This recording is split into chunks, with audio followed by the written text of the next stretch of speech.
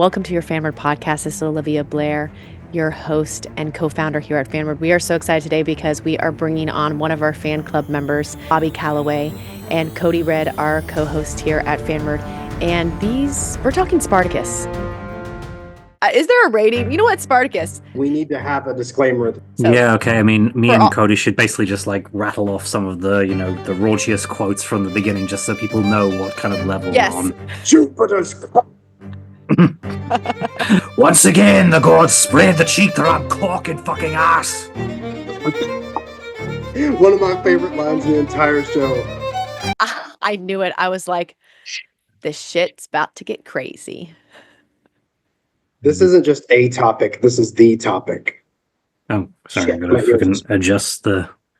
Actually, now I wish I had I have some not Cleopatra or what's the lady with all the heads, the snake heads? Why am I forgetting? Oh, Medusa. Yeah, I have a Medusa costume. I feel like I should have pulled out a Medusa costume to be cause it's very Roman. Probably more Greek, but we won't go into that. Thank you. Then you'll love a book I have an idea for in the future, where I want to do gender flipped Beauty and the Beast retelling, and I was trying to work out what monster the woman should be. And I was like, oh, a gorgon, definitely. Oh my god! Oh, that's yes. great. That would make a lot of interesting scenes. Mm-hmm. Wait, is that what Medusa is? What's it called? Gorgon. Yeah. Oh, I did not. Oh my god, that'd be amazing. Mm-hmm. Wait, but what? I mean. Imagine a scene where he falls in love with her and can't look her in the eyes. Okay, that's actually sexy as hell. Yeah, it's still very much a concept at this stage, no, but I mean, could you imagine? It's you can't look someone in the eyes, and then it's oh, I have so many scenes for this. Okay, we're not going to go down there. This is. Is there a rating? You know what, Spartacus? This is there. What am I talking about? I was gonna say. Listen, we need to have a disclaimer at the beginning. So, guys, this is a disclaimer. This is not for children. It will not. Children advised. This is about Spartacus. So, we're about to get raunchy in here. So, yeah. Okay. I mean, me and Cody should basically just rattle off some of the, the raunchiest quotes from the beginning, just so people know what kind of level we're on. Yes. This is the level we're going. So let's start out with the most common. Jupiter's. We have John Hannah going. Let me see. I got to do the Scottish accent because once again the gods sprayed the cheek they're on cock and fucking ass. One of my favorite lines in the entire show. And he actually improvised a lot of that. He improvised most of his absurd curses. Wait, how could you improvise the ancient Roman dialogue? That is next level. That is superhuman stuff. It's John Hannah. I was just gonna ask. I was okay, so what Spartacus is this that is saying these lines? Which actor? Because we have two Spartacus. That was John Hannah. Okay. From The Mummy. Also played on The Mummy. He was the brother. Jonathan. Jonathan. His name was John. So John Hannah, who played on The Mummy, plays Quintus Lentulus Batiatus, who is the dominus of the house that Spartacus gets sold into or bought. Yes. And he was a real person as well. Yep. This is why I love it. Mm-hmm. So I know.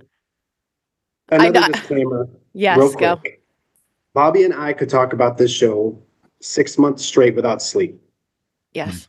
So there are going to be rants, there are going to be tirades, and there are going to be diverges from topics. This is, in my opinion, the most underrated television show in history. Of course, yeah. And it's coming back. They're doing they're kind of doing a sort of, it's a sequel series, and it's a sort of alternate continuity, based around if one character survived and what they'd be doing now. So what's it called? I'm looking at House of Asher. House of Asher. So basically what they're doing is they're bringing back one of the most beloved villains of the entire show, and they're giving him an alternate reality where he survives. And of course the actor whose name I cannot think of right now. Nick E. Tarabay. Yeah. Absolutely killed that role. So he can absolutely carry a show on his own, 100%. Mm-hmm. And it's going to be fantastic. But what it does, what them announcing that actually does, it tells me there's a lot more fans of this show than I originally thought. I thought we were in a niche, you and I. I mean, they did have like a dedicated convention to it for a while. Yes. So like Spartacon, I Up in think. Maryland. Yep, up in Maryland. Yeah.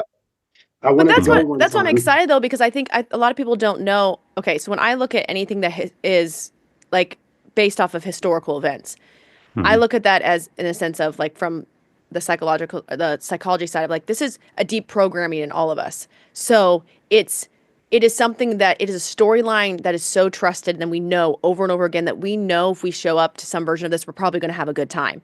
It's just from which way is it going to tick our boxes. But we've heard it so much throughout our life, just in school and all that. So it's not something that's unfamiliar to us. And so they even talk about that when new actors or when studios bring in a brand new concept and it's not rooted in any type of history or something where people can go, oh, I can identify with that. I understand that. I know where that world is, because people like to feel like they can, connect with it. So when you have they can cling to something. So when these big studios bring in a brand new concept, it takes people time to trust it and go, do I like it? Do I want something new? Especially now that, because like as someone, how we're talking about how we go back to nostalgia as returning to our childhood, we are returning to something that we know, because like when we as adults, like my favorite thing now is to rewatch shows that I watched as a kid, because I can shut off my brain and go to that space and I know what to expect. So much in life, I don't know what to expect. So when I can go back to something, so when I look at Spartacus, I'm like, oh, from understanding how our brains work as humans, I think the fan base is so much bigger than what you realize, because people just automatically go there and they may not even talk about it just because it's this kind of like that happy space, because it is something so known to us. I think it's the kind of same thing with Vikings and Valhalla. Like, I mean, there was until we're talking to you guys, I'm like, I don't hear just people just talking about it. It's just like, oh yeah, I go watch that. So I'm actually interested in the comments to see like how many people are like, oh yeah, I love it, but it's not new in the sense of like something revolutionary. So people aren't, I don't know. I'm curious to see why so many people don't talk about it. In a lot of ways, it was very revolutionary. It came out around the same time as and was inspired a lot by the movie 300. The art style, the way that it's shot. So it's very much a historical epic, but it's also very much this highly sexualized, highly violent, very comic book style, shot like a comic book in a lot of ways. You've got split screens and you've got like desaturated scenes with overly saturated blood. And it's those things that separates it from so many other historical. It's basically Gladiator if Gladiator was on crack cocaine and was overtly violent and hated everyone. That's what Spartacus is to me. And although this is probably bias, but I think it's better written than Gladiator, even though Gladiator is an amazing movie. I mean, like, wasn't half of Gladiator improvised because they ran out of the script at like 30 pages? Oh, something really? Like that, yeah. Oh, I didn't know that. I think something like that as well. And like Oliver Reed died midway through production, so they had to kind of improvise based around like not having him. Yeah, but crazy. I mean, what really kind of I think makes Spartacus work? Where kind of, I mean, I was on the Game of Thrones bandwagon for a while as well, but I kind of, I mean, I don't go back to that enough because, well, the ending was fucking depressing. Right. Spartacus succeeds where Game of Thrones didn't is because it's a dark show, but it's not bleak. Like there's these there's these really beautiful moments. Like even though characters die and there's a lot of awful people in there, there's still like these moments of beauty and passion, and the kind of it's sort of the deaths aren't necessarily just to shock you, being like, oh, anyone can die. It's sort of it's almost like a Shakespearean tragedy. There's a sort of like. If that makes any sense. No, everything has a purpose. And you guys can hate me for this. This is probably why. So that is the main reason why I did not watch Game of Thrones until I watched the last episode of the whole series. That was. Oh, good. I know. So you saw only the worst part of it. Yeah. Well, all my friends were into it and they all loved it. But I started watching it. And the reason why. Sorry, guys. Can I just pause for a moment? Just my dad's asked me something. Sorry. Pause and let me get coffee. Oh, cool. Yeah, sure. No, I'm not taking a shit, Cody. Mm-hmm. I don't actually drink coffee. You do or you don't? I don't know. Oh, I don't either. What? Oh, I'm sorry. We do have a coffee machine in the house, so if you're ever visiting, that you will be able to, just like, have all the capsules and just, Listen, Cody and I need to take a. I think Cody, we're just gonna start traveling together. Mhm. I want to go to Thailand. So if you want to go to Thailand, Bobby, then we need to go. We should all take a group Mm. trip to go see Cody, and then Cody and I can do it Yeah. eventually. Sounds good. Hey, I've got a couch that sleeps out, and I've got a big ass couch down here. So I bring my own bed. He knows that. I sleep on the Oh, floor. yeah, Oh, that is that too. cool.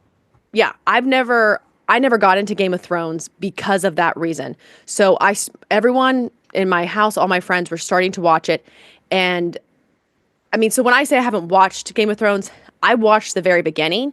And my instant thing and frustration was, I was like, it just feels like there's no purpose to all these deaths. It's just a whole bunch of shock factors. Mhm. There's no purpose to, like, there's like these scenes are so intense, and I'm going, well, what's the message I'm supposed to be getting? How is it supposed to be making me feel deeply connected?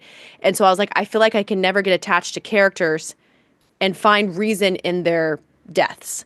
And Yeah. so that is a lot of why I didn't watch it, because it was so frustrating to me. I love TV shows because I love going through all the agony. I mean, build up slow, do whatever. Like, I mean, I watch those shows that just take forever to get anywhere, because I'm kind of like you guys. I'm like Cody. I love all the dialogue. Like, I love all the build up. I love all that.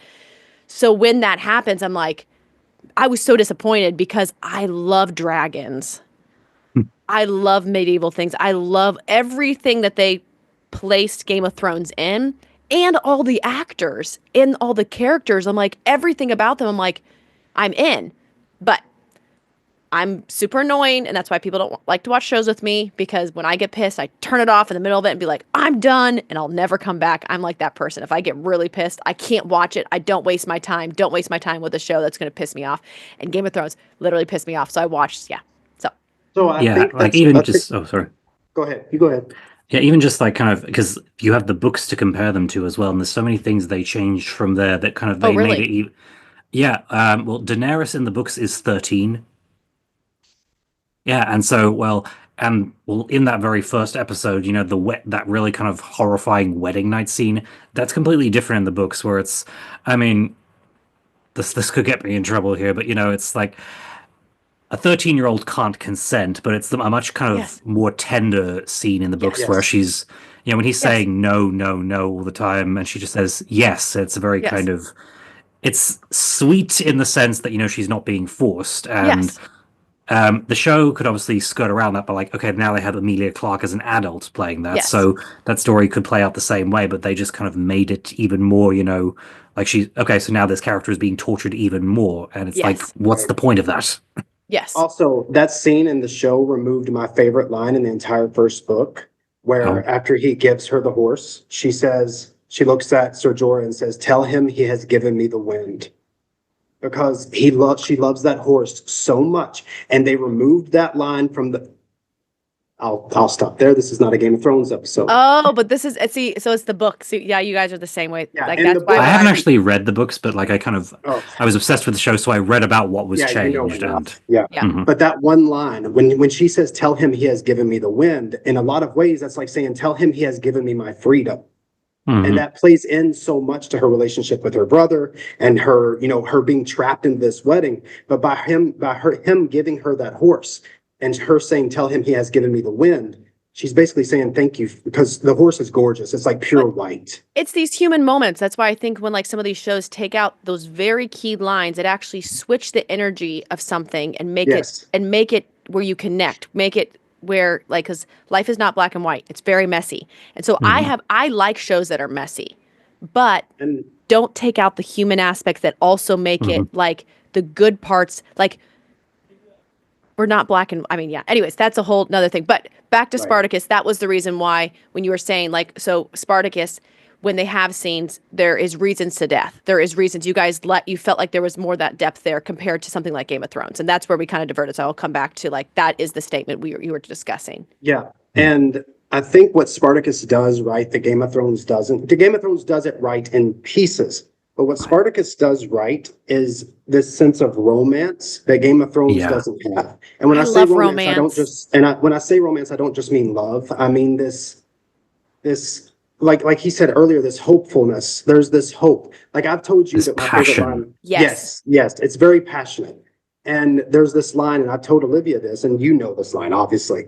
But the very first episode, he is about to go to war. His wife doesn't want him to go. Spartacus is about to go fight for the Romans to stop these barbarians. It's a very like against a common foe thing. They don't trust the Romans, but they're doing it for their own villages, blah, blah, blah. She doesn't want him to go to war because she's seen visions of him dying. And she doesn't want that to happen. And she's telling him, don't go, don't go, don't go. And he says, you know, I have to go. And this is after a long, passionate night together and all this other stuff. And he says, you know, he's about to leave for battle. He's standing there. He's holding his helmet. He's holding his sword.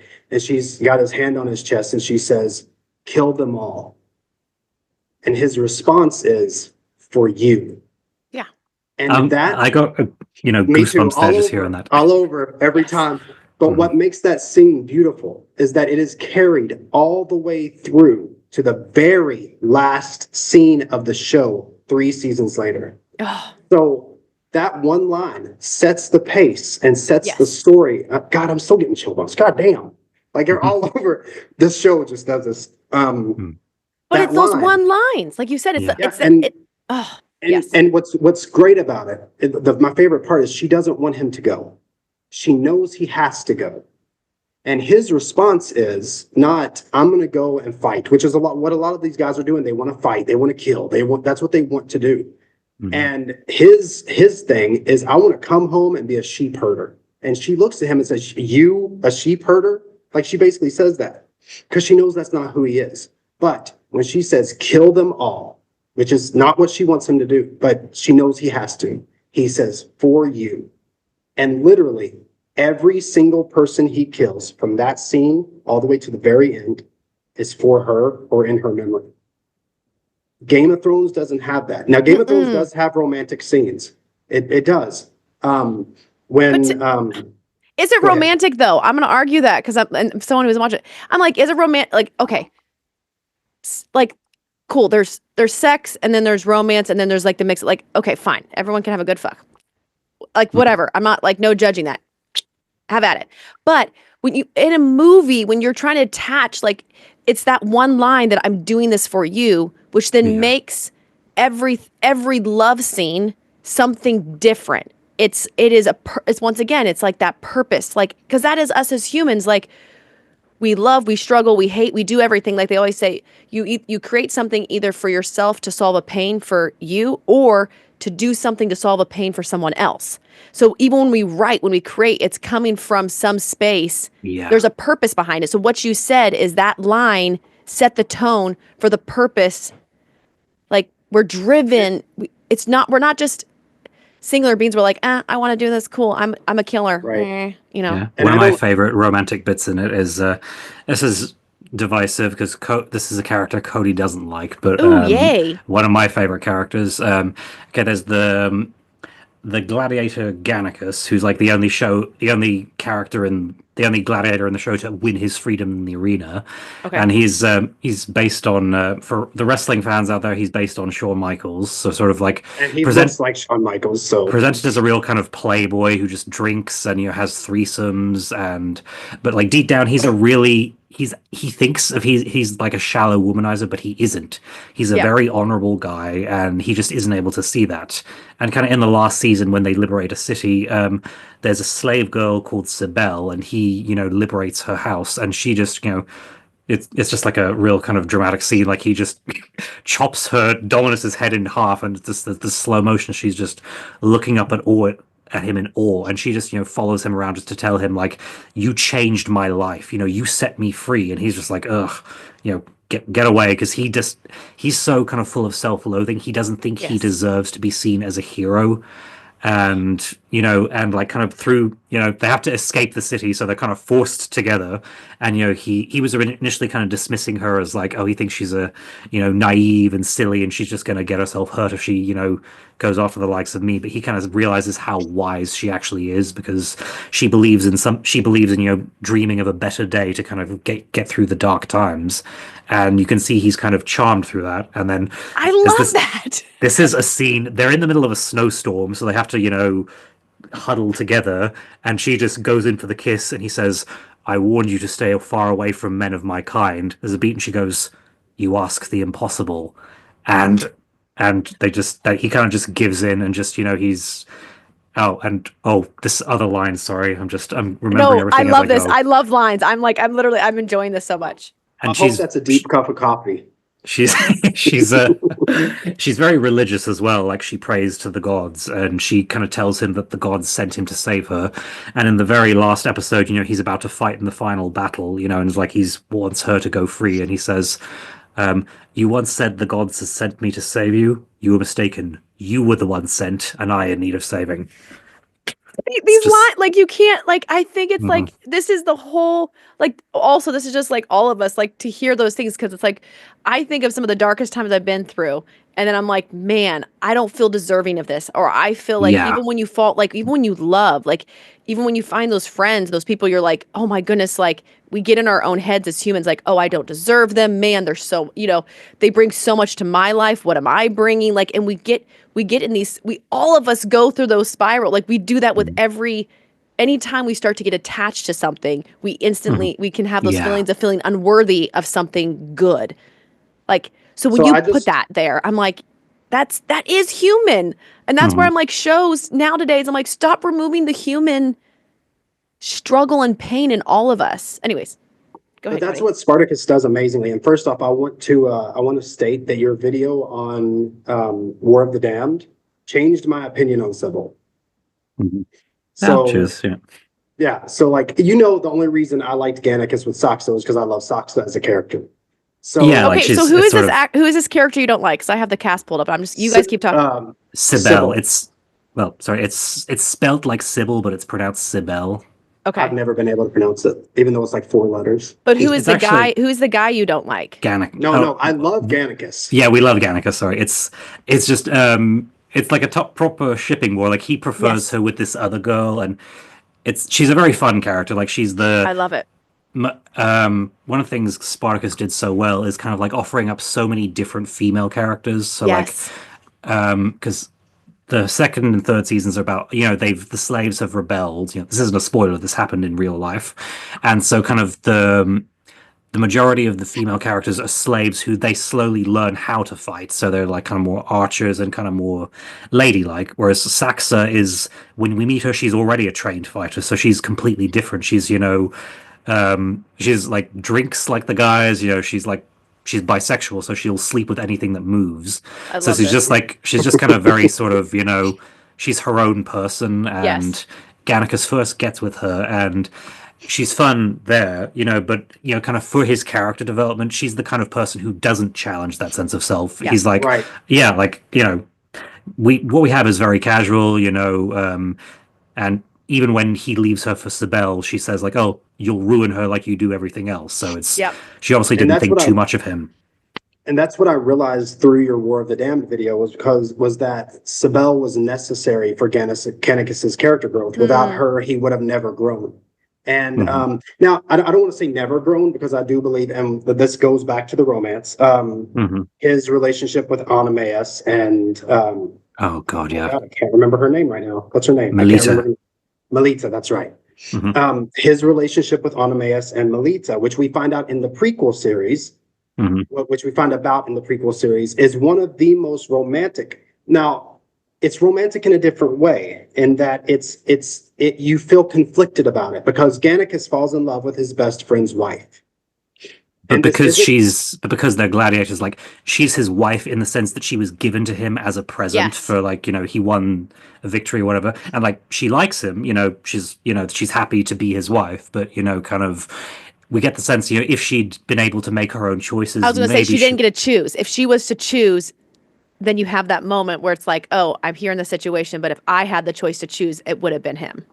Yeah, because it's in some ways it's a horrifying scene, but it's like, it's very kind of, that's sort of like passionate as well, where it's a prequel series showing how the Quintus and his wife Lucretia became so corrupt, and so like they were trying to like climb the social ladder and kind of appease the Romans, and the Romans wanted to see 2 of their slaves just have sex in front of them for their amusement, and Melita is Lucretia's like main body slave, and that's never happened to her before, so she's just picked by the Roman, and Lucretia just goes along with it. And Gannicus is the champion, so he wants to see the champion sleep with someone. So they're basically forced to have sex for other people's amusements. And, and afterwards, they have all these feelings, and they're like, we kind of enjoyed it in a sense. We didn't want to be in that situation, but it's like, now I'm thinking about you, and it's like, all the sort. But Gannicus, both of them do love Oenemaus as well, so it's like, it's all these like colliding feelings, and it's the kind of conflict you rarely see, and it's just so. Oh, Cody, you can verbalize it better than I can. Yeah, the relationship between Gannicus and Oenemaus is imperative here. Like the feelings between Gannicus and Melita are very real. Whether they be sparked by the passion or whatever, all three of them are very good friends. Like, they're best friends. They're brothers and sisters in any other life. But the relationship between Gannicus and Oenemaus is blood. Like, it may as well be blood. They love each other as brothers. When Gannicus is dying in the very last season, Oenemaus is his very last thought. That is how much these two men love each other. These platonic relationships between men are very rare nowadays in movies and TV. Especially two strong men, two very powerful men who literally cut people's heads off. So this relationship between Gannicus and Oenemaus is passionate in a completely different kind of way, where I will die on the rusty blade for you. I will have my genitalia cut off if it means you live another day. And I mean, we're laughing, but it very much is that kind of feeling between the two of them. So when he starts feeling these feelings about Melita, he is experiencing this sense of betrayal against his brother, because him touching Melita is in a way like punching Oenemaus right in the nads in a lot of ways, because these guys love each other like deeply. So I love those kind of storylines, because honestly, like, I look at, for me, as someone, just my personality, I find it very emotionally intelligent, where you can have people defy stereotypes. It's like, I love seeing, because I always go back to human. I don't care, male, female, I look at like human. So when you can have two humans have to be able to show up and have a deep connection and relationship, and have a friendship, and go into all the layers of what it means, everything we're talking about in a show, where you can have two humans dive into the complexity with each other and share all those layers and honor those layers. It doesn't matter male, female, it's like that friendship I'm talking about. Because so many stereotypes go, you can't have that closeness here, you can't have this closeness here. I'm like, fuck that.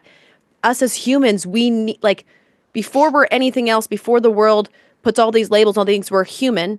And humans need deep connection. That's why we create. That's why shows like Spartacus are being written, and it's connecting with so many people, because it's dealing with the complexity, the confusion of us, the things that don't make sense in us, all of our, those conflict feelings. That's us. That's human. And that's what Spartacus does over and over and over again. Spartacus's relationship with Varro is brotherhood, like, to the T. They become friends in a hard situation. They love each other. They're comrades. They care for each other in a place where neither of them really belongs. Then after that, it moves on to Gannicus in a way. Even though they're more rivals than friends, they do fight for each other. Agron, very much so, when Agron shows up and Agron starts moving up the ranks. Agron, by the way, a fantastic character. Gannicus to a lesser extent, because they don't interact too much with one another, because Gannicus is very much a loner and kind of does what he's told, and goes to drink, goes to fuck, and then comes back and fights. He's like, I fight for you, brother. Is that not enough? That kind of thing. But these platonic relationships between these characters is what makes Spartacus so great to me, because there are platonic relationships between male and female too, and you and I know how important that is. Yes. Because it usually, you hear all this men and women can't be friends type stuff. Spartacus also does that very well. Yeah. It does.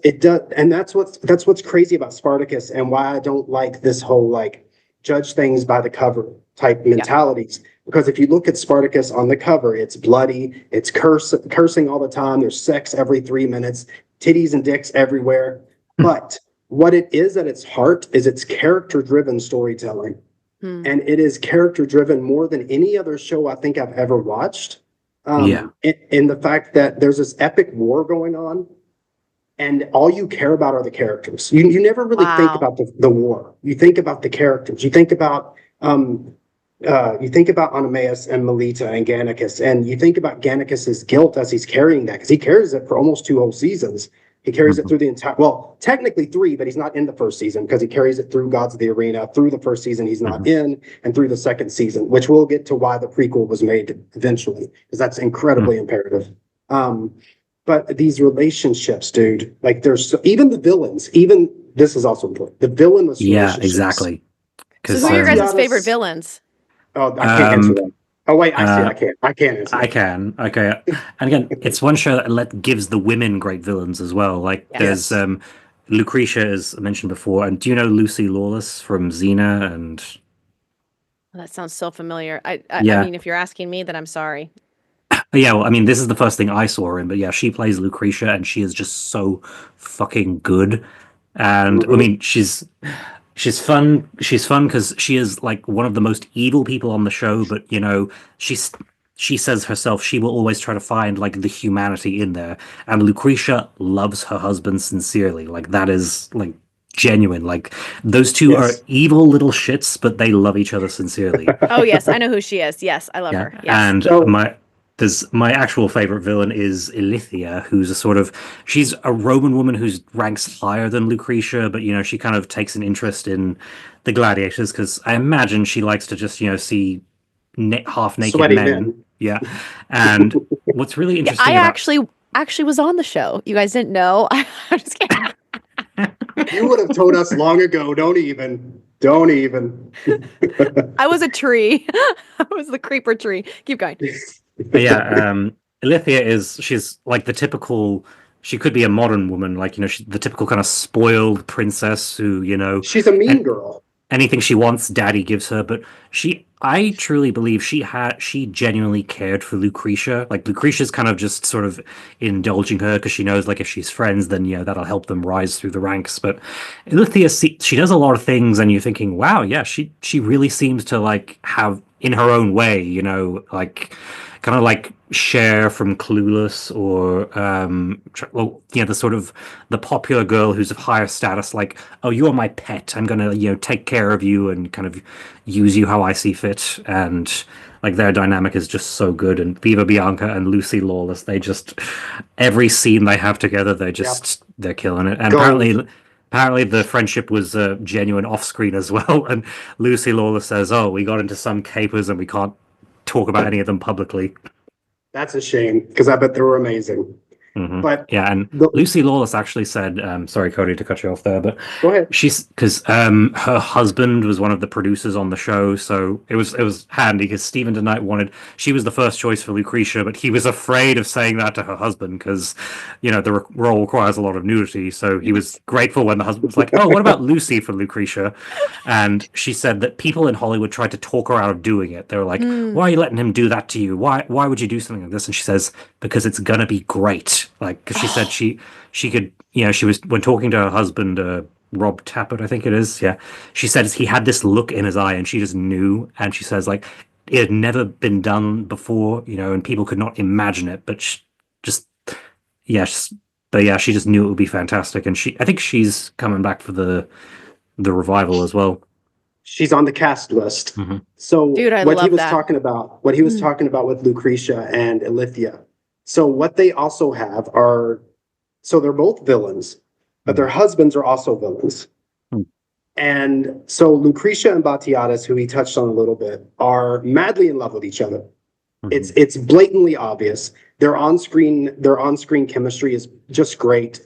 They bounce off of each other exactly how they should. And then with Ilithia and her husband, which is Glaber, it's the exact opposite. It starts out and you think, okay, they kind of love each other, but as it goes along, you realize that it's kind of a situation of necessity, where Glaber's trying to move up the ranks, and Ilithia is just doing everything she can to get Glaber to do what he needs to do to make her dad happy. So it's like you get these two very interesting dynamics between Lucretia and Batiatus, who love each other and are absolute just scumbags.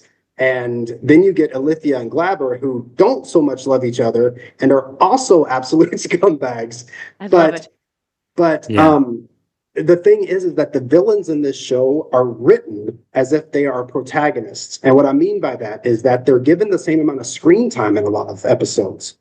They're very much treated as what you would call a focus character or a POV character.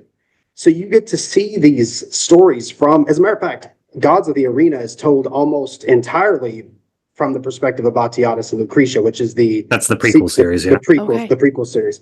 So you get to see Batiatus and Lucretia kind of before they became scumbags. And you're like, I like these people. And throughout the first season, you have a hard time not liking Batiatus and Lucretia. It comes down to a singular moment for me, and that's the carriage moment when she falls out of the back of the carriage. I'm going to spoil it. I'm going to spoil when Spartacus finally. So okay, backstory real quick. So at the beginning of the season, at the beginning of the very first episode, or the end of the very first episode, Spartacus' wife is taken by Glaber, which is Olithia's husband. So he gets taken as a slave, and they're separated. So throughout the entire first season, Spartacus is fighting in the arena, and Batiatus says, "I will reunite you with your wife as long as you continue to fight for me." So Spartacus and Batiatus have this like trust in them. They've learned to trust one another. Spartacus is an amazing fighter. Batiatus knows that the more his gladiator wins, the better he looks. So they're right here with each other.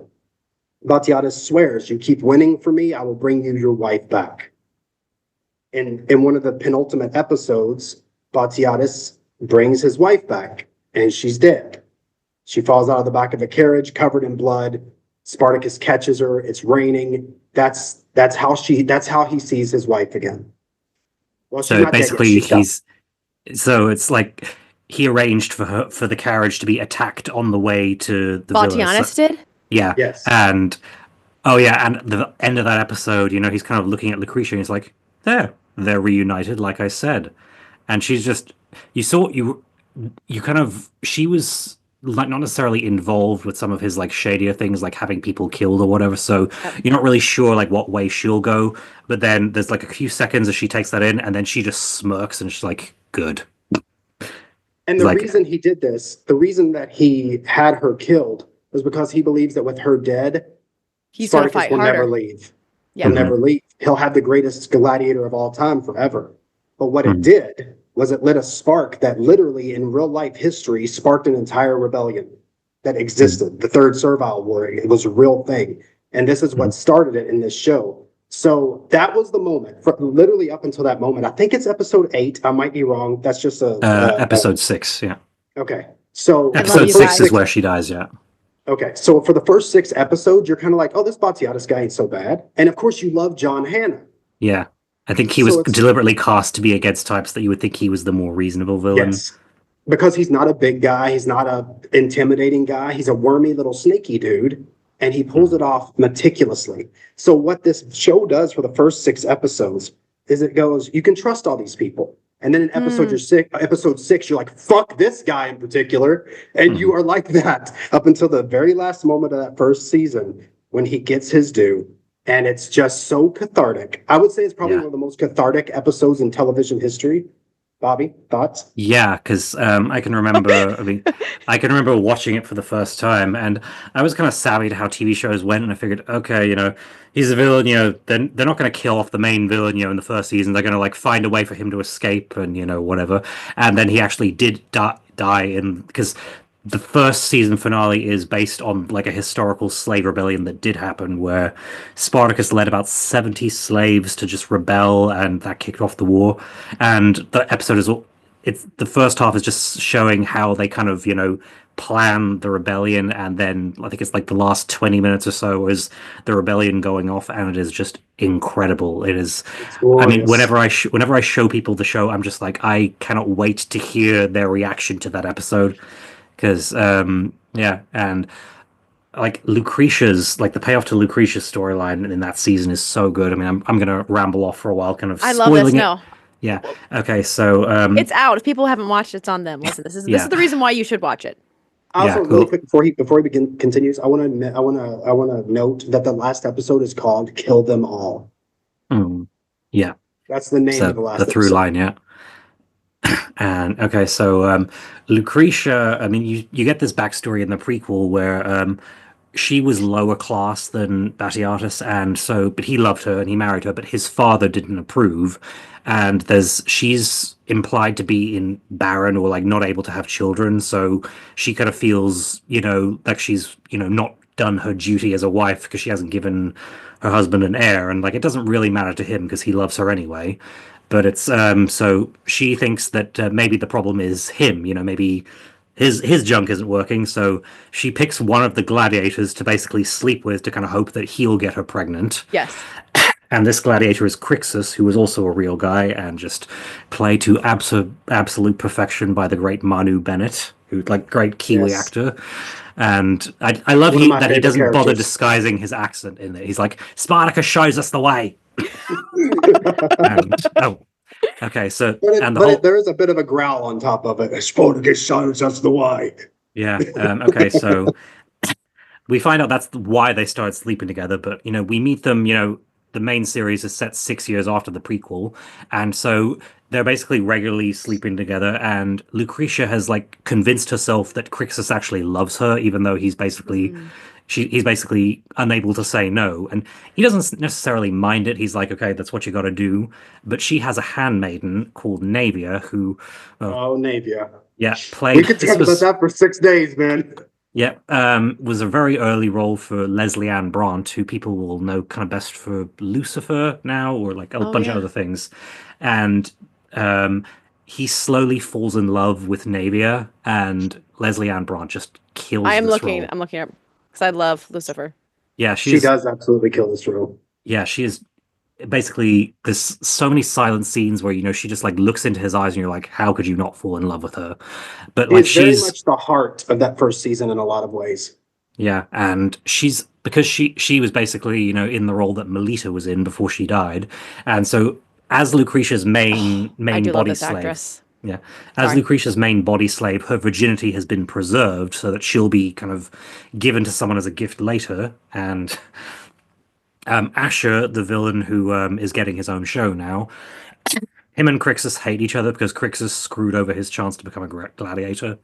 So, and then he finds out about the relationship, and so when he has favor with Batiatus, he's said like, okay, you can have anything you want. So he asks for Navia to be given to him, just to hurt Crixus. And Navia at first she tries to hide who she's been given to because she's like, what's the point? It's all over. And Crixus finds out at the worst possible time and throws a scene, and so this is like the second last episode, and everything comes out. And there's just this scene where Lucretia goes apeshit, and she is like beating Navia up, and it is horrifying. And she even takes her weave off. Oh yeah, there's a whole scene of like she says one of the slaves, "Bring me a knife," and we're just like, okay, she's either going to get killed or there's going to be some slicing and dicing. But yeah, sorry, and this is awesome.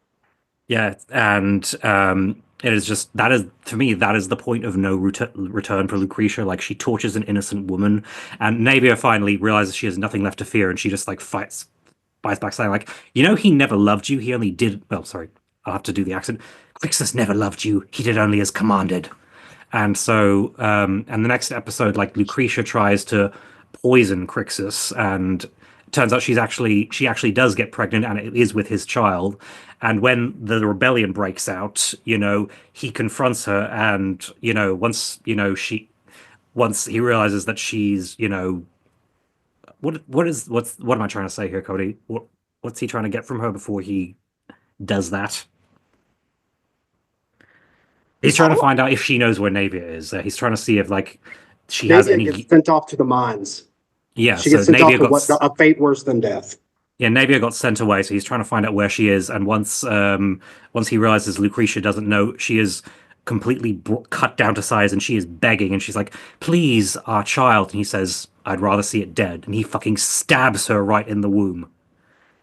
Okay, so what I'm hearing here is what is not what I expected from. I had no pre-assumed assumptions of what this would be about when it comes to Spartacus, because I have not I've not watched. I've watched little bits and pieces, but Dave is a huge Spartacus fan. Mm-hmm. Is Dave's a that Spartacus fan. yes, he is. He Fuck loves- yes. Yeah, Mhm. him and James. Because when I told James Mazel, when I told him, I was like, "Hey, we're gonna do a Spartacus episode." He's like, "Wait, you guys are gonna do something about Spartacus? I love Spartacus." So I was like, "Okay, I always knew he had taste. Yes, I'm like, we're gonna have to do a couple of these." So what I'm hearing is for you guys. This is not what I expected to hear, but I'm like, the through line is that Spartacus is the greatest romance novel turned movie TV series. Like this is what I love. I'm like, we've talked more about romance and love and like passion being the center. And I'm like, this is so, I love this. It all stems from that line in the first episode. Yeah. Kill them all for you. It all stems from that. So even in every season you have a central romance, really, because in the first season you have, well, I mean, you have multiples, really, but in the first season you have Spartacus and his wife, you have Crixus and Naevia, you have Batiatus and Lucretia, because they do have romantic scenes together. They love each other. They're villains, but they love each other. In Vengeance, that's the next season. Yeah, the seasons have different subtitles. But I love, season but evil people can. That's why I like the fact that they're showing that even the villains have love, because to me that's real life. Like Cody and I talk about this all the time. Like people try to go. We look at these. We look at leaders and we're like, we know them for like this really horrible thing. But I'm like, the crazy thing about complexity about humans is even some of the most. You see these people, they still have layers of human that someone in their life would also be able to say, they saved me here. They were good here. And I like that. I love that about shows when they show that you have these evil people who are the villains, and then you see these humanity moments of like where you also kind of like them, because I'm like, that is life. Like that's what makes that's why I'm like, life is messy, people. If you don't think it isn't, then watch Spartacus, because that's life. The very last season of the show nails that to a T. I have a feeling I know what Cody's going to talk about now. So you asked earlier who our favorite villains were. Yeah.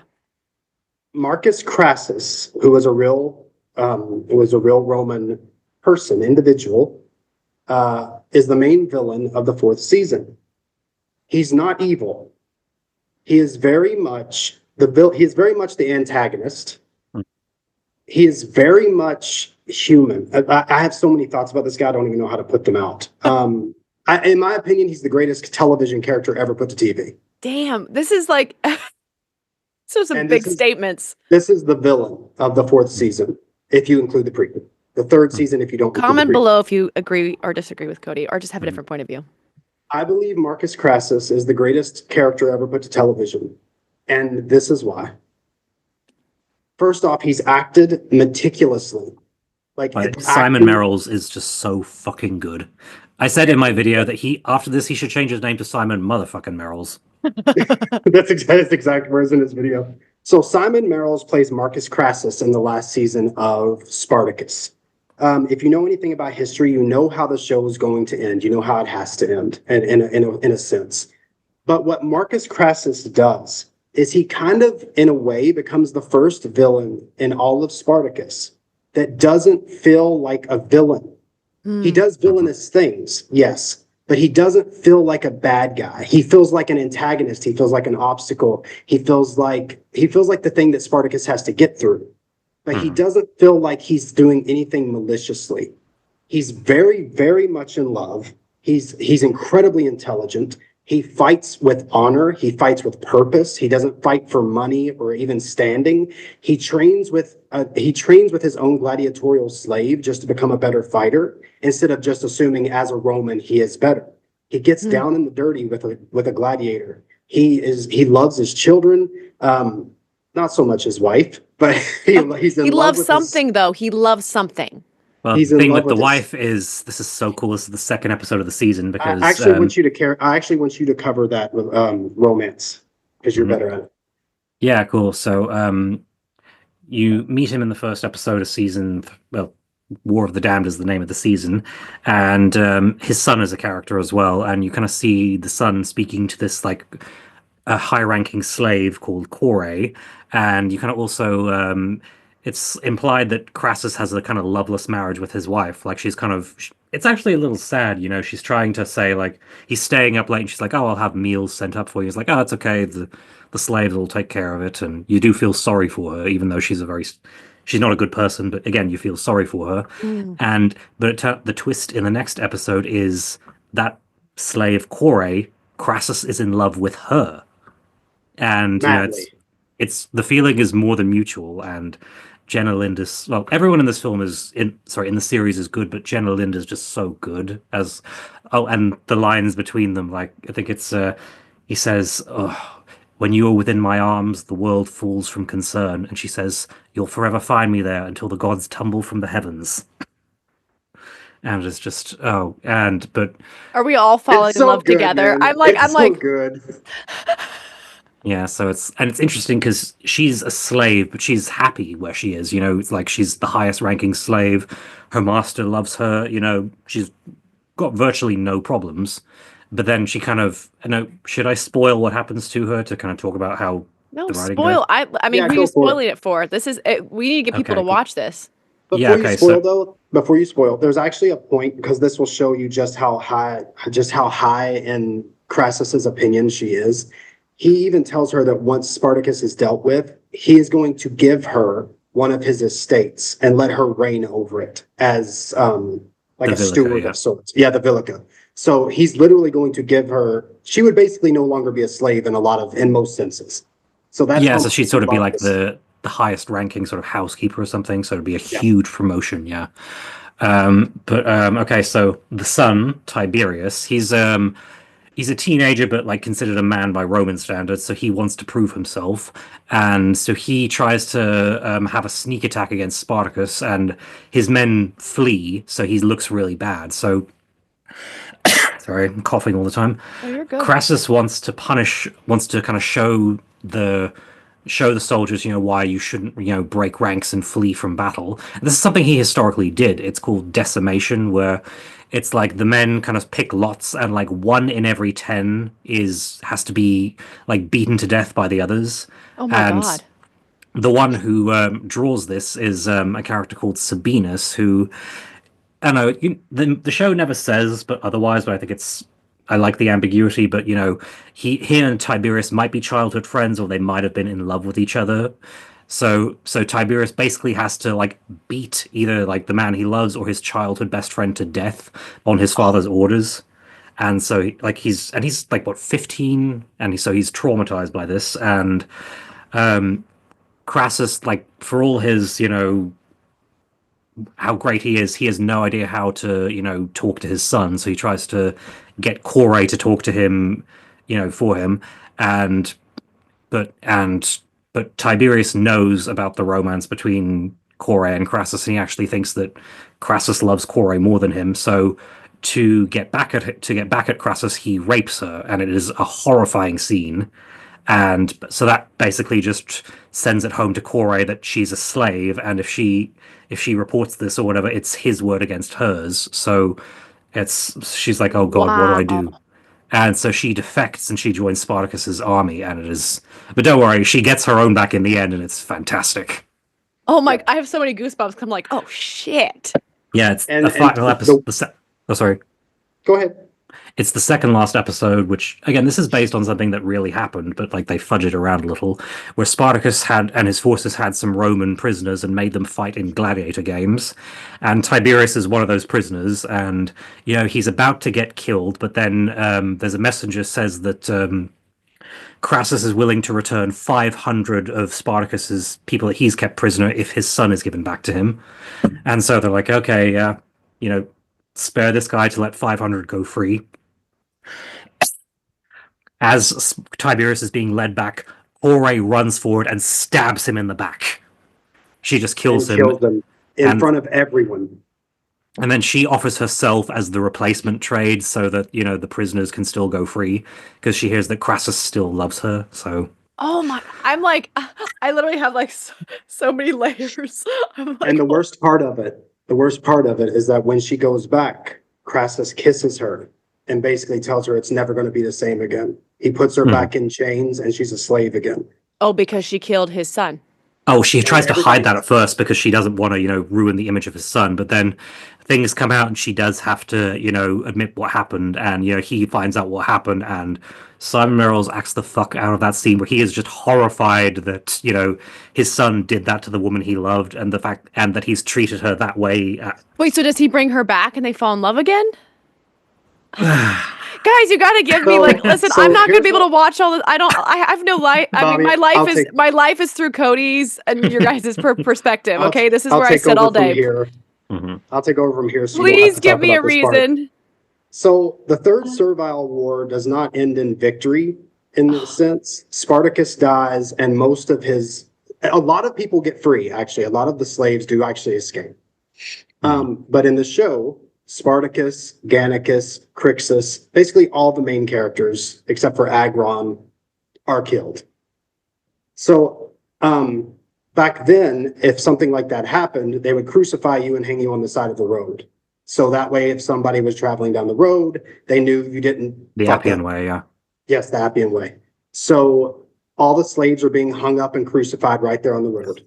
Gannicus is up there. He's dying of dehydration, because if you die in crucifixion, you don't die from pain usually. You die from dehydration or blood loss. So you die very long, strenuous deaths.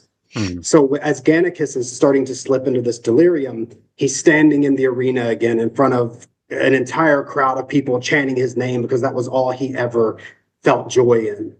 And then he looks down and Oenemaus is there. His best friend, the one we said earlier was his brother, and that's his last vision before he dies. So also, at that moment, you see Crassus and Julius Caesar, who is his right-hand man at this point, and they're standing there, and they're looking up at something, and we see Core being crucified. Because she was known to have defected to the rebellion, so it's sort of like they probably could have, if he'd kind of, looked the other way and let her, run away and escape, she might have survived that way. But Simon Merrill said Crassus is not the type of, he would not let her go. So it's like, that was kind of the only way. Wow. Yeah, especially not at that point. He had lost too much to let her go. Like he had lost so much that he had lost a lot of what made him human. Because remember, we were talking about how human he is as a character. His humanity gets chopped away at as the show proceeds. So I love that you see that. That's also why I love TV shows. I'm kind of a TV show person versus movies because I feel like you get more time. Yeah, you get more time to actually see the evolution of like kind of a human like that human story. And so when you see a character get slowly chopped away at with their humanity, I love that type of storyline. And this is the villain. Remember, this is the villain of the entire season. So that's what, like I said earlier, is that Spartacus does so well. It makes these villains like intriguing enough to not just be these bloodthirsty hounds. They're people. I think Glaber kind of suffers a little bit in that position. I don't think Glaber is too human. He kind of feels just like There was actually, did you hear about the planned storyline for him that got deleted? I think so, but you reiterate. Yeah, because Blood and Sand, the first season, is 13 episodes, and Vengeance is only 10 episodes. So I think they had plans for a longer storyline where Glaber has this sort of, like, I don't know, he's a captain or whatever, like he's a kind of lower ranking soldier, but he sort of like seems very fond of him. And the plan was that to reveal that they were actually lovers.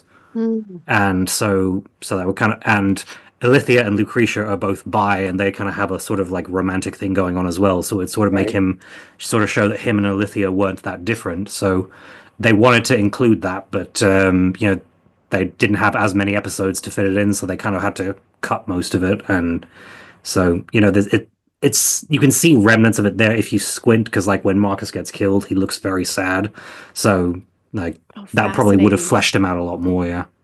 And that makes a lot of sense too, because also like Glaber's still a great character. He's just more of a cookie cutter villain than the rest. But they're probably good because like how many people can you have like where you drive so much into the character? So it's like sometimes when you see those scenes where it's like, okay, this person is bad. We know that. We put them in the category. We know what it is. You had to choose where to put your energy every time. And so that's where I think with shows, sometimes some of the newer shows I've watched, they almost make everyone that way as if you should like, oh, this is you know exactly where everyone fits.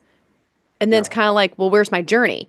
Like, it's just, it's so, like, it doesn't give my brain anywhere to attach and get frustrated. I think it's the frustration. I miss the frustration. I miss being frustrated about movies rather than just angry that this is, like, so basic bitch. Sorry. I'm like, some of the shows, I'm like, this is so basic. Like, you're not even making me dive into the characters and be angry or in love or, like, want to hold on or, like, I'm just mad that you didn't take me somewhere. And actually, I think that's sort of having a knock-on effect on, because audiences are so expecting that. They're expecting that situation rather than being given the journey. And that's reflected in, I think you might like this show. It's called Yellow Jackets. And the whole thing is, it's like Melanie Linsky, Juliette Lewis, Christina Ricci, and so many other fantastic people. And the whole thing is that these girls are all absolutely awful people. And you're just kind of showing how they become worse and just, kind of how trauma turns them into just like awful monsters. And that's what the show was always meant to be about from the beginning. And I got that. But like so many of the critics now, like after the third season, like they were kind of just like, oh, what's happened? They were likable in the first season. I was like, what fucking show were you watching? They were not likable. It's like they were so used to being spoon-fed like what you were saying, like they didn't realize that they were basically watching the origin story for the villains, and season 3 kind of brought them to that point. And I think that's where Olivia is a better version, or Olivia makes up for Glaber's weakness. Because she's more interesting. Olivia is just a fantastic character, and Viva Bianca is just a goddess. Like I don't know how her portrayal of that character is just so spiteful, and you hate her, and at the same time you just love her so much. She's everything you wish you could be to a bad person that treats you bad. Yeah, and so many of the things she says are like the thing you wish you'd said.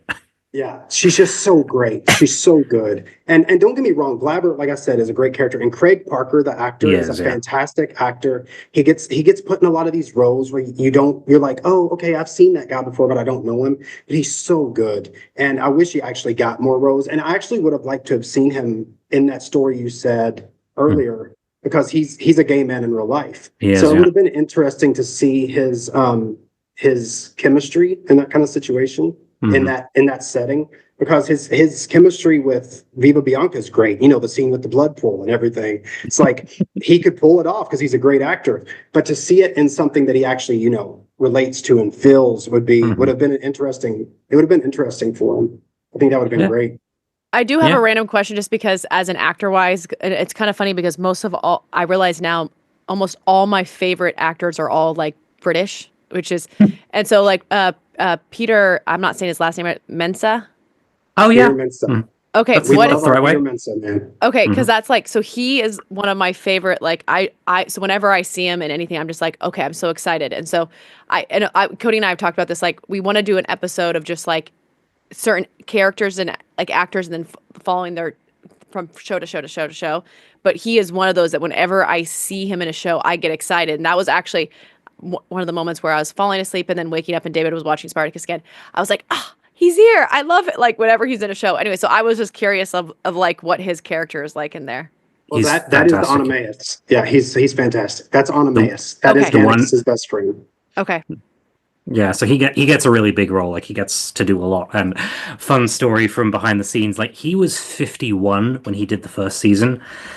And Nick E. Tarabay, who plays Asher, he says, because everyone else is kind of, shirtless or just like in loincloths for most of the time.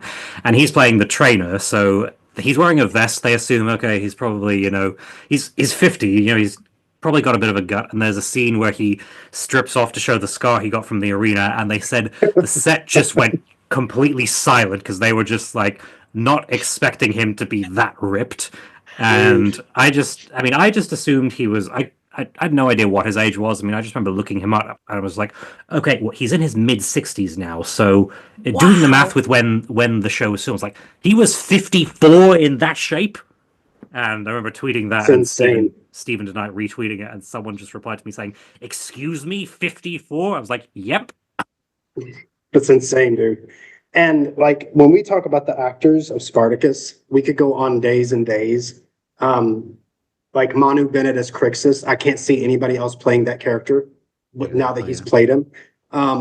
The way he talks like this. Only Manu Bennett could do it. And he was completely different from what they were like envisioning when they auditioned people, because historically Crixus was a Gaul, and Yes. the look they had for Varro was what they were looking for, but then Manu Bennett just gave the best audition, and there was like, yeah, perfect. Like this is who he is now. And David, can you please say his last name for me? Who? Agron. Oh, Dan Furigel. Furigel. I can never say his last. I always want to say for Gurgle. I sound like a Murloc. As Agron, he has one of the best he's one of the best representations of the LGBT I've ever seen on screen. His relationship with Mimir is just passionate. It's funny. It's intimate. It's compassionate. It's just everything you need from that kind of representation. It doesn't shoehorn itself ever, not one bit. It just adds itself to his character, and the way that it's portrayed in the story is just amazing. And then, of course, you've got John Hannah, you've got Lucy Lawless, you've got Viva Bianca, you've got freaking Simon motherfucking Merrills, as a good friend of mine likes to say. But Bobby knows where I'm going. I actually don't. There's one of two ways you could go. Andy Whitfield. Oh my God, yeah. Oh. So for the first season of Spartacus. Actually, yeah, I have the thing here. I'll just bring it forward, yeah. Yeah. Mm-hmm. So for the first season of Spartacus, we were introduced in a lot of ways to an actor named Andy Whitfield, who put on one of the most emotionally resonant, passionate, aggressive, fierce, every emotion that an actor should be able to convey. Andy Whitfield conveys it perfectly. There's a speech he gives in the very last episode right after he slits Batiatus's throat. The very last episode of the first season. It is his very last episode, and we'll get to that in a minute. But in that speech, and I actually want to read it word for word because I want to point out some things that he did. I'm loving this. This is right after he kills Batiatus, and he's standing in front of all of the other slaves that have been freed. He says, "I have done this thing because it is just. Blood demands blood. We have lived and lost at the whims of our masters for too long." His voice cracks there when he gives that line. "I would not have it so. I would not see the passing of a brother for the purpose of sport. I would not see another heart ripped from a chest or breath forfeit for no cause. I know not all of you wish this, yet it is done. It is done." His voice cracks there too. "Your lives are your own. Forge your own path or join with us, and together succeed." So why I wanted to read that whole thing is because Andy Whitfield is probably the most missed opportunity in the history of acting, or at least at the top of the list. Because as he's saying that, he's got tears coming out of his eyes. First off, he has a very emotive face. He has certain lines that he knows needs sadness or fear, even though it's an aggressive, like call to power, like a call to action in a lot of ways. He has lines in that call to action that he knows are laced with fear and the unknown and all of the things he doesn't know that's coming. He knows a lot of people are going to die, and he doesn't want that. So when he says stuff like, "I would not have it so," and he's saying that we've been under these chains for too long, he's saying it because there's sadness there. And the way he portrays this speech, and the way he portrays a lot of his act, just a lot of it, is so monumental. That the fact that we didn't get to see him in Marvel movies, the fact that we didn't get to see him in Game of Thrones, the fact that we don't get to see him now. How old was he when he died, Bobby? Do you know? It was 2011. He was either 39 or 40, yeah. So he was like way too young. Yeah, and he had non-Hodgkin's lymphoma. And when they realized that was going to happen, they put the show on hold, and they produced the prequel series to kind of give him a chance to recover. Wow. Because he was in remission at that point. So they were like, "We'll do the prequel, and then he'll come back, and we'll do Vengeance," which was the second season.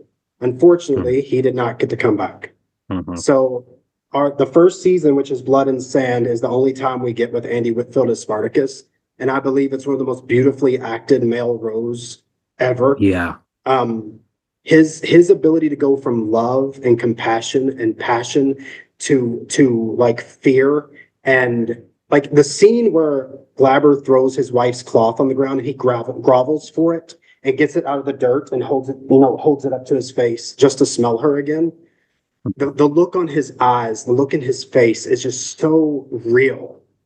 You never feel like Andy Whitfield is acting. You never feel like that. It's just he was so good, and he just didn't get enough time, man. And it's so sad. But you'd be surprised what my favorite bit of his acting is, and it comes in Kill Them All. But okay, so Olivia, for context, there's a slave girl called Mira who is she's kind of commanded to sleep with him for reasons that are hard to get into, but he doesn't want to sleep with someone who isn't his wife, and so but he gets her to help start the rebellion, and her kind of she's trying to like work out like, why are you doing this, like like, is this just for revenge? And she kind of realizes he really did love his wife, and she says, was she such a woman? And he says, she was the sun, never to rise again.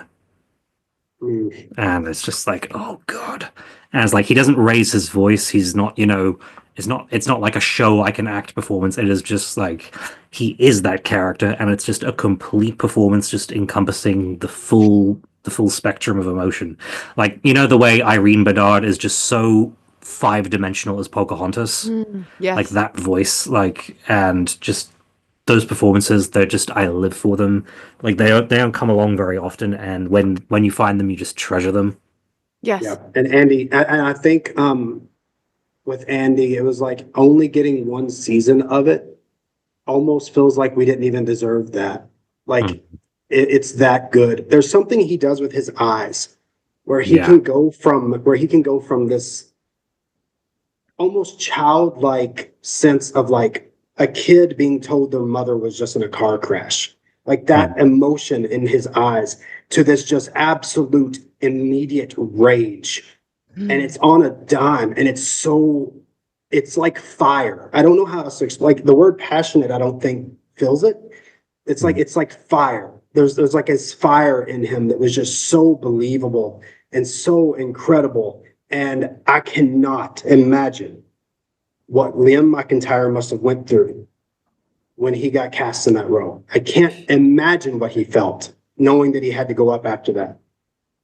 Yeah, and Liam McIntyre was the replacement actor.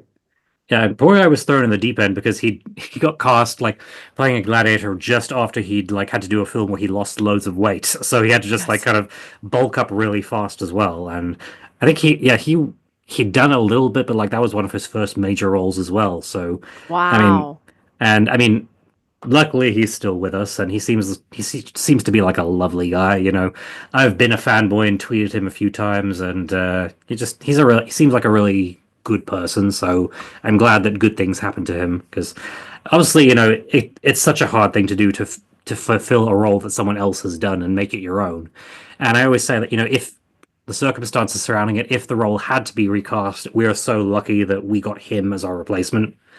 Because like by War of the Damned, by the third season, like he's our Spartacus as well. Like there's so many great things that he does as well, and they're both so good.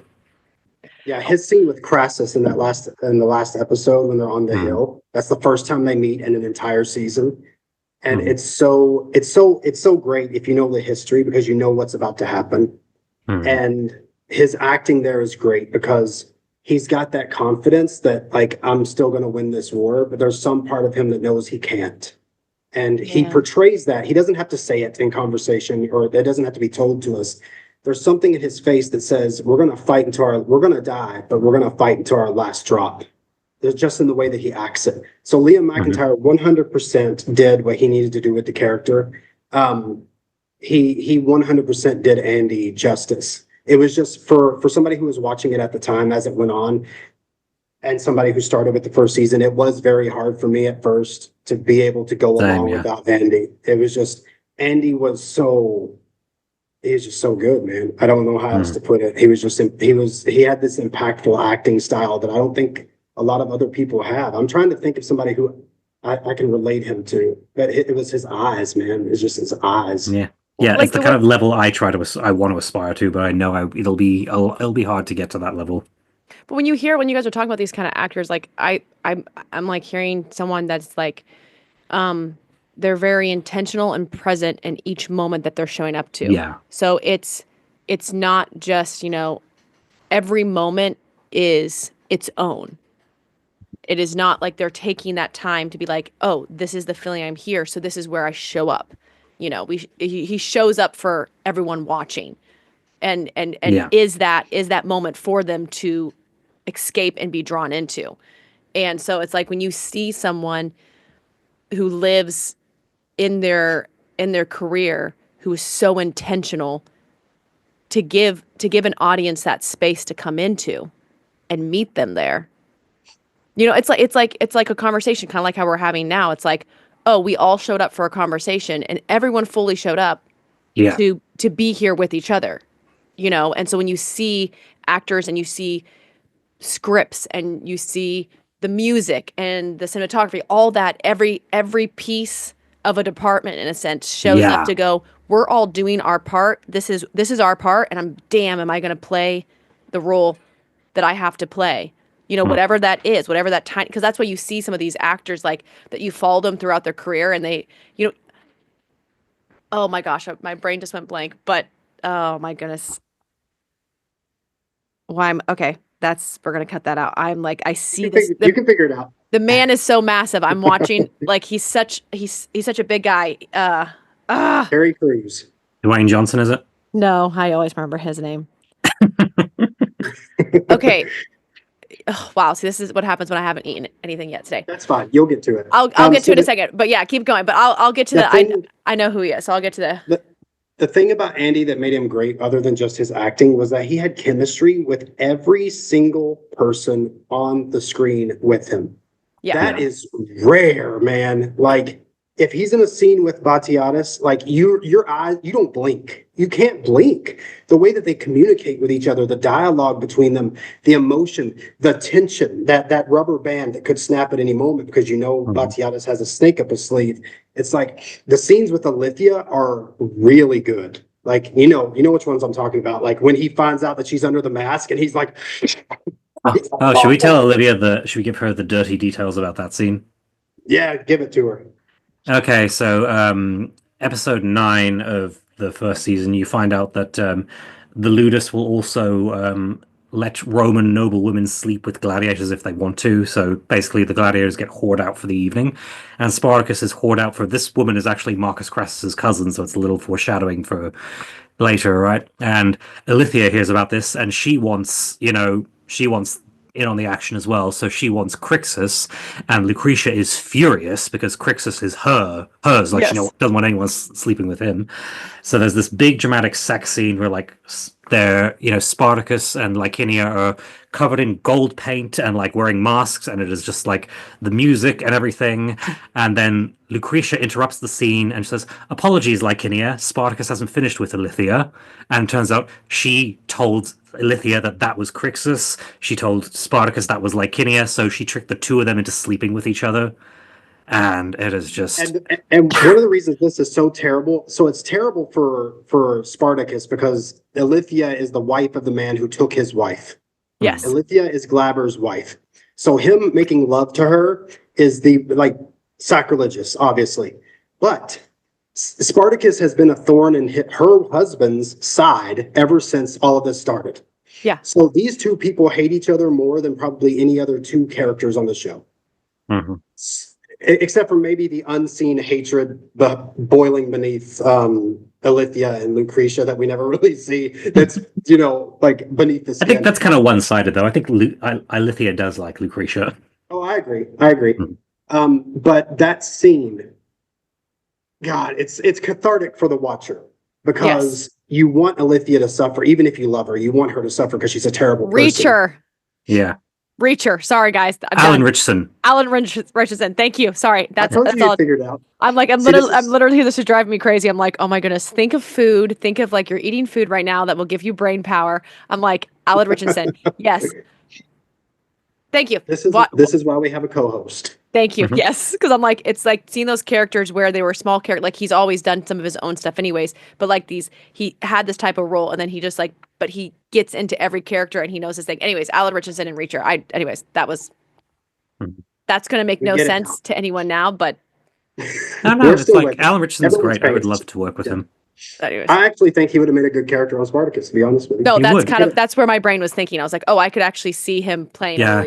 He was too young for that at the time, because actually it's funny. I went back and rewatched the Hunger Games movies last year, and he has a small role in the second one. I was like, hang on, that guy looks familiar. That can't be. I looked it up and it's like, it's Alan Richardson, yeah. Well, that's what I mean is like, you see all these small roles he played for years, and you're kind of like, where's he kind of like going? And then it's like, oh, here he is. And then he's doing his own stuff. And that's where I'm saying I love to see when people show up, whatever role they're given, whatever part you are of the movie, of like the making of a movie, you're like all in to make that thing the best thing ever. And I think when you're talking about Spartacus, everything I keep hearing is, man, from the writers to the directors, the producer, everything, it sounded like everyone was so invested in this and they were so excited about it that they're going, oh, we're going to make this the best in all the layers. And like you're saying, it just hit every box for you. And I'm like, oh, well, from understanding people on the other side that need to make something happen, that sounds like you have a whole group of people that came together to create something, and everyone showed up to do their part. And I'm like, that's amazing. And as you watch it, it very much feels like a passion project. Yeah. It doesn't feel like anything that would get past today. It wouldn't get past the writer's room today. No, I love that. But it's coming back, so... Yeah, I mean, like I said, apparently the niche that I thought we were a part of is not as nichey as it was. No, because at some point, you have to listen at some point when there's so many people, studios can't get away from going, listen, does it make sense? No. Are people keep watching it? Yes. That means at some point something comes through and goes, you give it back to the people because they want it so much. But, okay, so... I want to do a couple episodes on this. So if you guys could, for me, when I do announce it later on, if you guys could sum up this version of Spartacus for you guys, what would it be? Like if you were telling someone to watch this, what would basically your perception? Because I just keep hearing like you said in the beginning, I think this is the greatest script ever, script. I think I hear like, it's literally been like, I'm like, oh, this is the greatest romance, but like as weird as it sounds, that's just from a girl's perspective. Like I hear all the layers, and I'm like, I just love it. There's plenty of female fans of it as well. Everything, who love the romance, yeah. Well, you guys love it too. I'm just saying, you guys mentioned it a lot, and I love it. That's what makes me so happy. I'm like, yay! See, we're all in this together. Yeah, Cody's more articulate than me, so I'm making him go first. So, first off, I want to preface this with this. What is that? Oh yeah, please show everyone this. This is so fucking cool. This is something I wanted for years. And every time I wanted it, it was sold out. This is the physical edition Blu-ray series. Oh, I love secret compartments. Just that's like such a thing for me. Complete series Blu-ray set.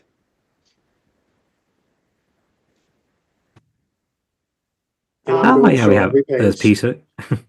Oh, there's Lucretia. Is my girl there at all? Does Sibel get the page? I know. I was trying to look her up because I wanted to see. I don't remember. We're gonna find out. Well, the actress is called Gwendolyn Christie. If that's any help. Okay, I'll look her up too. No, not Gwendolyn Christie. That's fucking Brienne from Game of Thrones. Yeah, Gwendolyn Taylor. Close enough. Gwendolyn Taylor. Yeah. It's Crixus. I love that we're getting like There's Crassus. That's Marcus Crassus. Oh yeah, he's such a great actor. Oh, there's Julius Caesar. Sadly, they're recasting him for the sequel series. Yeah. So, I tried for years to get this Blu-ray set, and every time I wanted it was sold out. And now it's no longer in print. They no longer make it. But my mom got it on Amazon for less than $100 one year for Christmas. They had one left, and I got it. That's amazing. And I also want to show this because this is also no longer in print. Oh yeah, it's Spartacus, a game of blood and treachery board game. This no longer exists, If you want this now, you can get it on eBay in terrible condition with pieces missing for like $50, but anywhere else it'll cost you hundreds. The game is so much fun that they renamed it just Spartacus and made it generic Spartacus, and reprinted the game. But this one you play as all the characters and you can have them fight in arenas and everything. These are two of my prized possessions. That's how much I love Spartacus.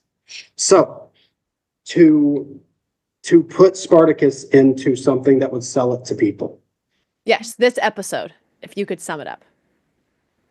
Because we're going to do multiple, I'm seeing. I was well, if James likes it, we have to. That's what I'm saying. Because I also have to bring my sister is a massive Spartacus fan, and so when I mentioned Spartacus, she was like, she's more of a shy, quiet person. But if you get her going on movies, like she does all the art. Like she has so much. Like she draws this stuff. Like that is so cool. My only prerequisite is for any Spartacus content, Bobby has to be there. Oh, I'm 100%. The next time I'm just going to be quiet. I'm gonna bring. No, you must speak as well. We have to hear you. Yeah, because we didn't even talk about God to the Arena hardly at all, and that's what I'm saying. Season. That's what I'm saying. That's why I'm excited about this. Mm-hmm. So, if I had to formulate a way to explain to people one of the most important things in my life, because it has inspired my writing. It has inspired my the way I perceive actors. It has inspired how I perceive scenes. It's affected how I look at some cinematography, script writing. It's inspired how I curse. I say Jupiter's cock sometimes. I do. It is everything that makes a human cranked to 11. Anger, treachery, rage, vengeance, and most of all, love and relationships. I think the most beautiful thing about this show and the most prominent thing about it is the relationships between the characters. It is very much a character-driven drama with a lot of blood and gore and sex. But it is very much a character-driven drama. Dynamics like Gannicus and Oenemaus and Melita are character dynamics you'll never see again, written as well as they are on Spartacus. The ending is so cathartic and sad and happy all at the same time. The villains make you want to keep watching, whether it's to see them fail or it's just to see more of them or to see what they're going to do next. Every one of the villains is like that. Even Blabber, who may be the most basic villain out of all of them. He's still great. Everything is earned. Everything that happens in the show is earned. Everything feels deserved. Everybody gets their comeuppance. Everybody gets what they deserve.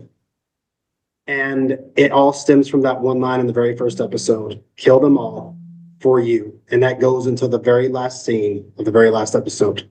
And that is Spartacus to me. It's just passion, consistency, and humanity cranked to 11.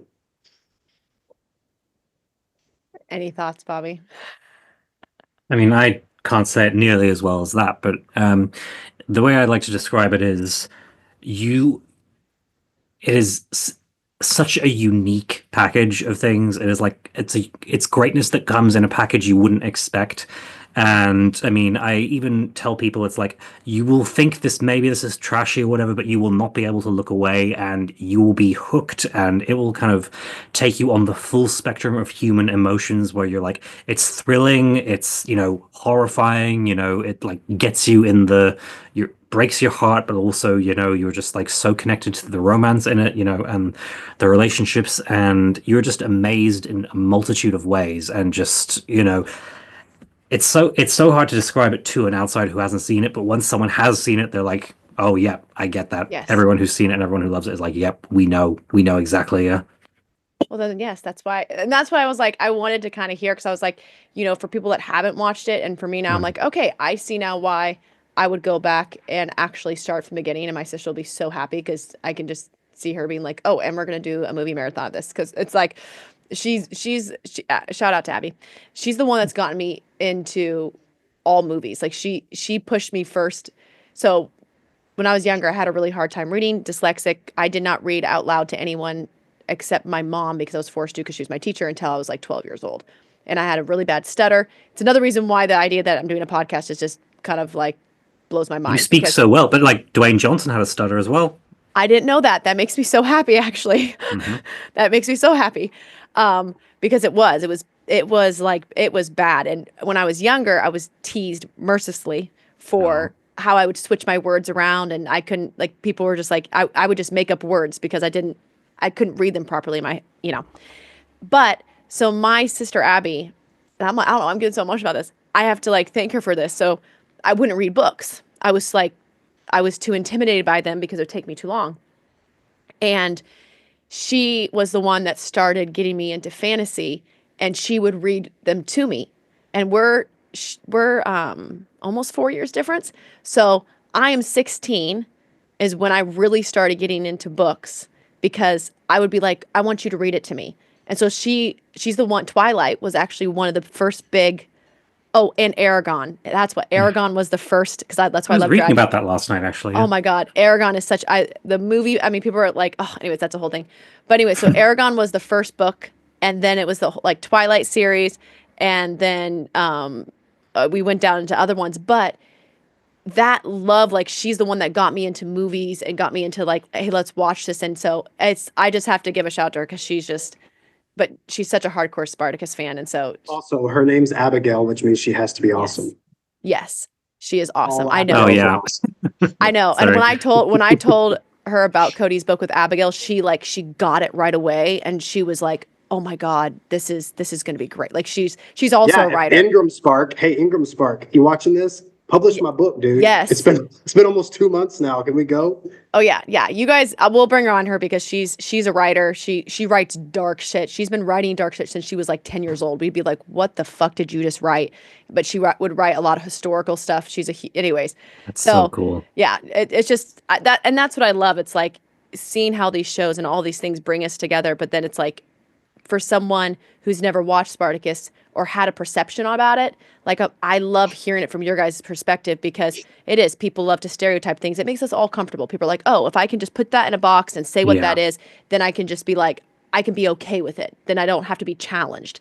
And that's what I love about the podcast, is that we can bring fans on who are hardcore fans of something, and they can give you a perspective of something that you would have never had before, and let you see like, oh, wow, it is, to someone else, it is more than that, which means you watch it and see what it is to you. And then that's all that matters. It does not, whatever you take from it, that's all that matters.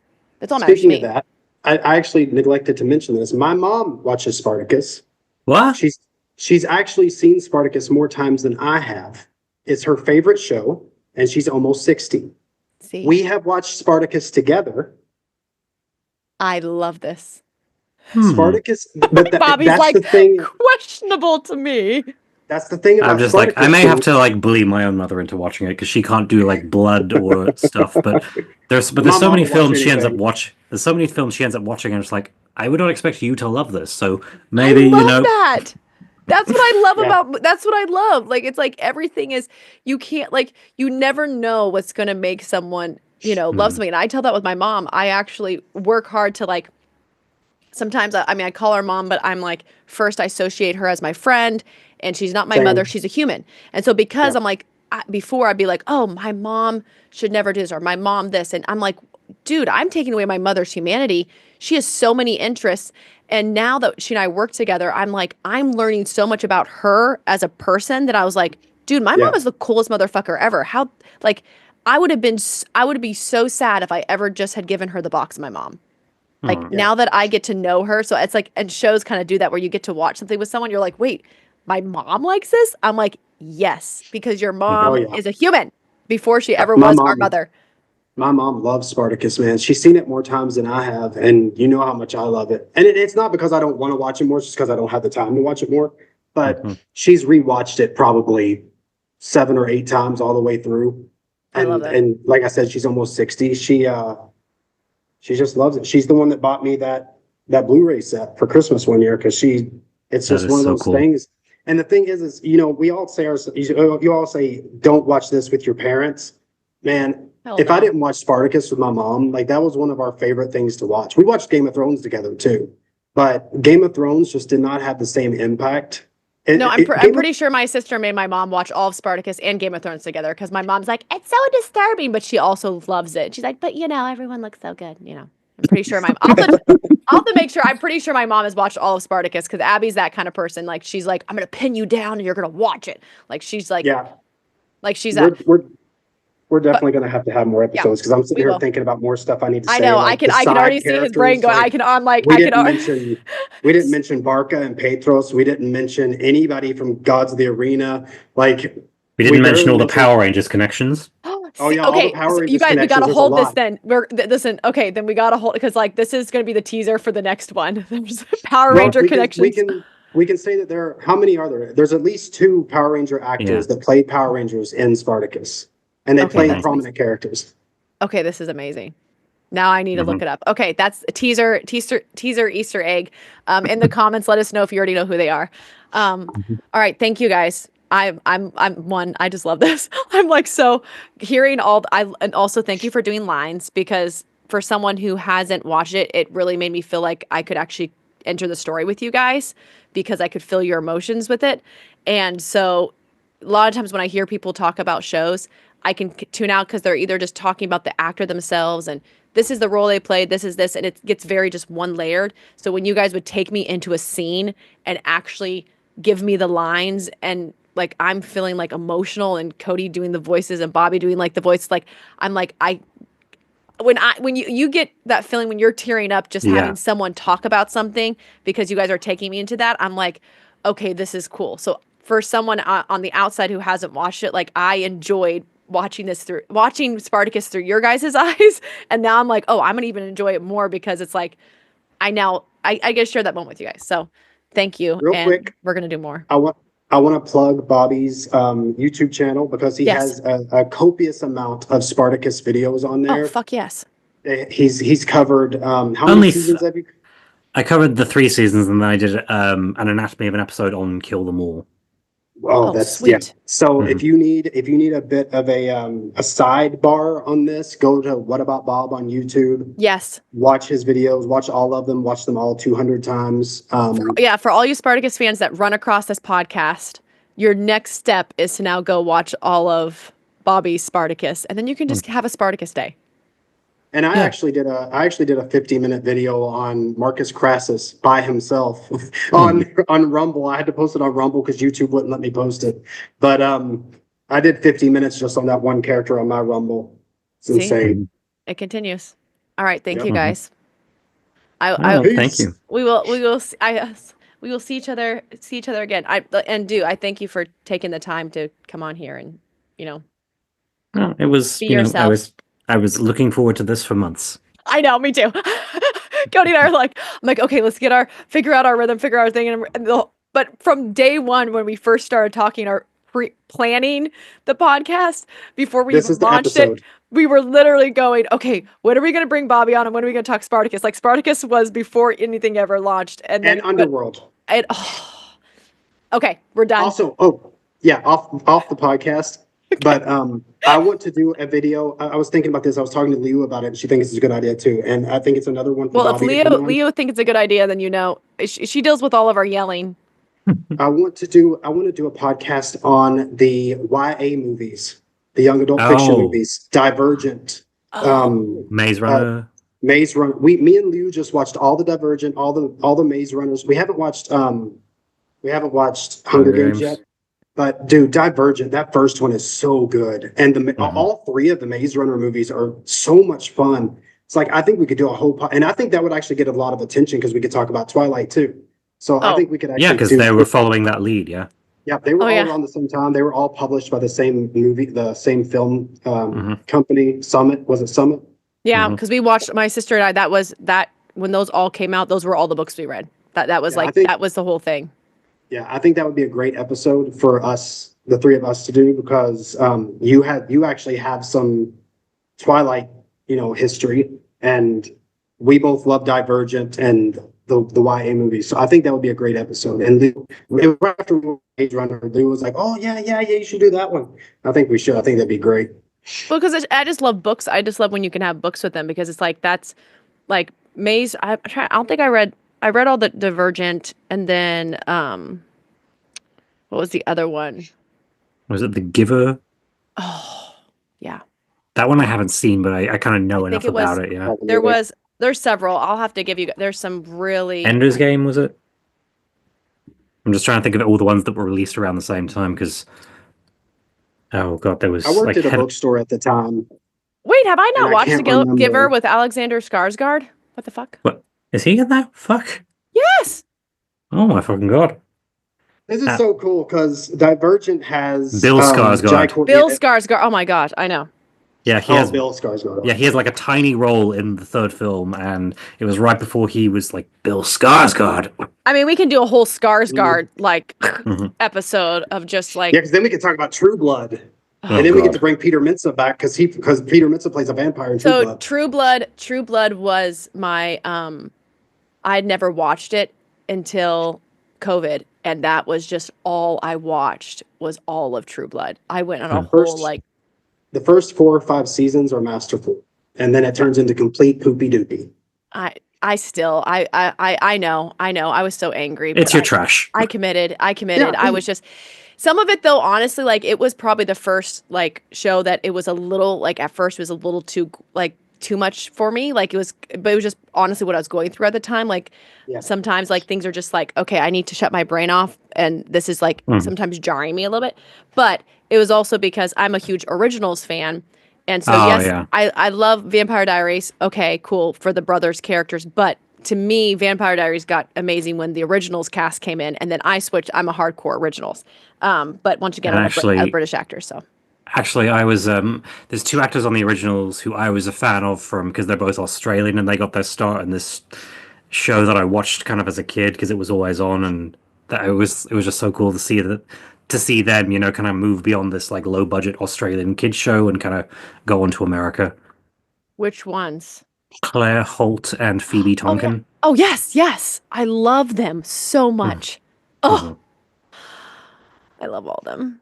I know. I'm like, that's when, like, because, well, Joseph Morgan, I remember, like, he was in town or something. He must have been for an event. He was walking through Whole Foods, and I'm just like, and I was like, oh my goodness. Anyways, I love all the casts with them. Yeah, that would be a dream. But I just love originals. But anyways, okay, I'm gonna jump off and get some food, and thanks, Yeah, guys. cheers. Cheers. Olivia, if you'd like to put you in a good mood, I wrote this book series when I was 16, and I probably will publish it one day. It is basically me doing Underworld, you know, and so it's vampires versus werewolves, and the leader of the werewolves is called Olivia. Where can I read this? I mean, it's not out anywhere, but like, I suppose, yeah, I did do a bit of editing, so Do you have a PDF? Yeah. Okay. Sure. Yeah. I need to. I need someone to read to me. I need someone to read to me. I do. I'm like, who's going to read to me? I told Abby, I was like, I need you to come visit me so you can read to me because that's why I listen to audiobooks. I listen to audio and read at the same time. So then cool. It helps me learn faster. And anyways, okay.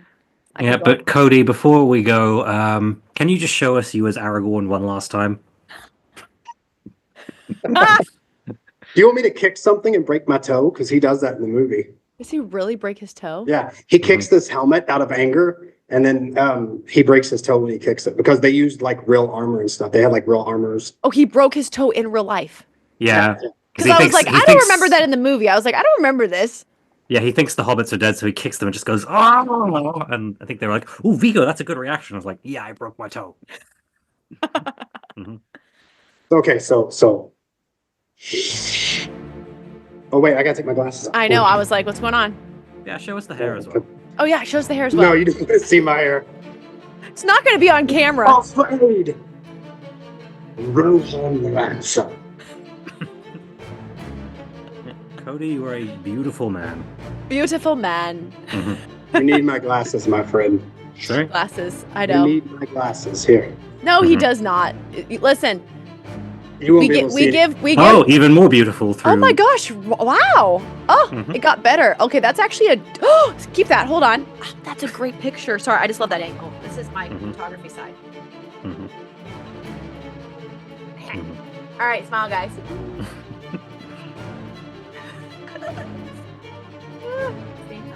I can't wait for the next Bobby episode. I Can we know. just record one tomorrow? Yes, I know. All right, guys. Talk to you soon. Cheers. Bye. Thanks. Thank you.